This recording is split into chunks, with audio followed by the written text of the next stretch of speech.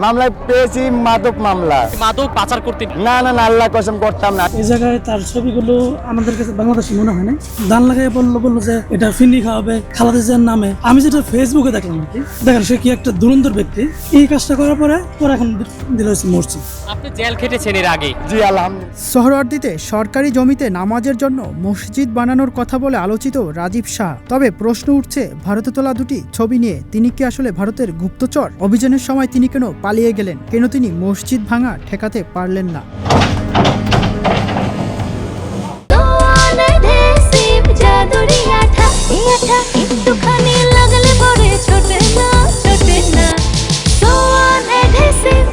রাজধানীর সোহরাওয়ার্দী উদ্যানে সরকারি জায়গা দখল করে আস্তানা গড়ে তোলেন রাজীব শাহ নামের এক ভবঘুরে। শুধুই তাই নয়, সেখানে মসজিদ বানানোর কথা বলে টাকাও তোলেন জনগণের কাছ থেকে। সম্প্রতি আরেকটি সেবনের ভিডিও সামাজিক যোগাযোগ মাধ্যমে ভাইরাল হলে নড়েচড়ে বসে কর্তৃপক্ষ।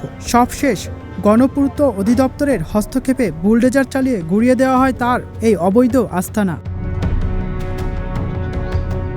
উচ্ছেদ স্থল থেকে উদ্ধার হওয়া কিছু রহস্যময় ছবি রাজীব শাহর আসল পরিচয় নিয়ে নতুন প্রশ্ন তুলে। তোমার বিষয় হচ্ছে প্রথমে সে কি সেন্টিমেন্ট ব্যবহার করছে। সেন্টিমেন্টটা হচ্ছে এই আমাদের যেই শহীদ প্রেসিডেন্ট জিয়া রহমান আমার ছবি এই জায়গায় ব্যবহার করা হয়েছে। তো এরপরে দান লাগালো, দান লাগাই বললো যে এটা ফিন্নি খাওয়াবে খালাদা জিয়ার নামে। আমি যেটা ফেসবুকে দেখলাম আর কি, দেখেন সে কি একটা দুরন্তর ব্যক্তি। এই কাজটা করার পরে এখন দিল হচ্ছে মরছে। ভাঙা ঘরের ভেতর থেকে উদ্ধার হওয়া রাজীব শাহর অত্যন্ত গোপনীয় দুটি পুরাতন ছবি, যার একটিতে তাকে উটের পিঠে চড়ে রাজস্থানীয় পোশাকে এবং অন্যটিতে ভারতের প্রাচীন ঐতিহাসিক স্থাপত্যের সামনে দেখা যায়, যেখানে তার গলায় পৈতা ও সাধুর বেশ স্পষ্ট। জি, আমি মামলা খেয়েছি 2019 সালে। 3.5 বছর জেলে কাস্টডি দিয়েছি। 10 করে জাপিটানা মামলা, আমার পেট মামলা। 350 বোতলের দেওয়া হয়েছে। আমি রাস্তার থেকে আমি এত বড় মাফিয়া ডন বানাই দিয়েছে পুলিশ।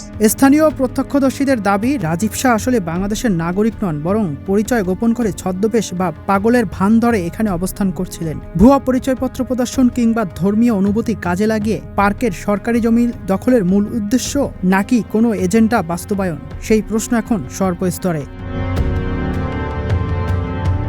শিমুল হাওলাদার, বৈশাখী সংবাদ।